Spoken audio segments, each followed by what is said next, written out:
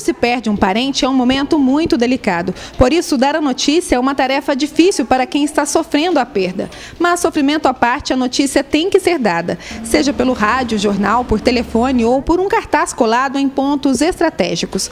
Em Pouso Alegre, uma tradição antiga chama a atenção das pessoas para a morte de alguém. Eu acho interessante porque as pessoas podem passar e ver, né, que é o familiar que morreu, né, e procurar saber, dar forças, ajuda para as pessoas, né? Pela carta. Aí a gente passa e já sabe quem é a pessoa, que é conhecida. Muito comum. Olha, o negócio é o seguinte, às vezes muitas pessoas não sabem quem morreu. E botar no poste, botar nas paredes, é uma boa. A tradição é bem antiga. Começou porque haviam poucos meios de comunicação.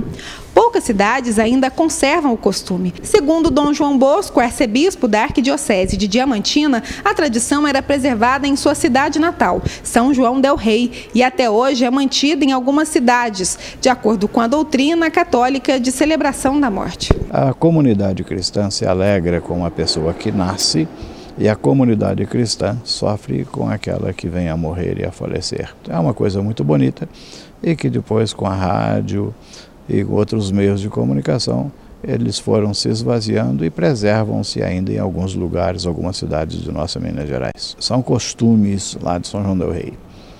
E havia também esse costume do anúncio pelos folhetos. Nos folhetos, as famílias e as funerárias comunicam sobre o falecimento, missas de 7º dia, missa de 1 ano. O objetivo, na maior parte das vezes, é informar sobre o falecimento de alguém e os horários das celebrações das missas, para trazer uma reflexão sobre a morte. E como nós estamos ligados sempre ao sofrimento, as pessoas gostam de recordar e ser solidário naquele momento, por isso que existe essa comunicação através de nota. E a missa de 7º dia é o momento também de fazer memória na glória de Deus daquelas pessoas que partiram. Ainda de acordo com o cônego, o número elevado de meios de comunicação e o volume de informações que cada pessoa tem acesso torna este tipo de informação ainda mais inacessada. Na contramão desse bombardeio de conhecimento através das mídias, as notas de falecimento permanecem. Porque mesmo hoje com tanta informação, muitas pessoas não têm conhecimento que houve uma perda de alguém, por isso que aos poucos está voltando novamente, mas de uma maneira regional, mais de uma maneira local. Os locais onde são divulgadas as notas de falecimento não são escolhidos por acaso.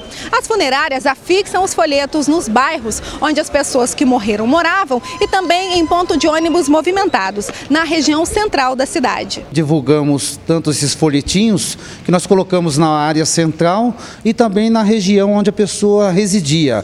E com isso a população, os vizinhos passam a ter conhecimento do falecimento da pessoa e aonde são avisados com relação ao funeral, o horário e assim por diante. As funerárias colaboram com as famílias na divulgação das notas de falecimento e elas dão tão resultado que já houve caso em que o velório estava vazio, porque ninguém soube a tempo da morte do ente querido. Eu acredito que funciona porque já vem de tradição e já aconteceu de, por um motivo ou outro, nós não colocarmos esses folhetinhos e as famílias não virem no funeral porque não tinham tido essa comunicação.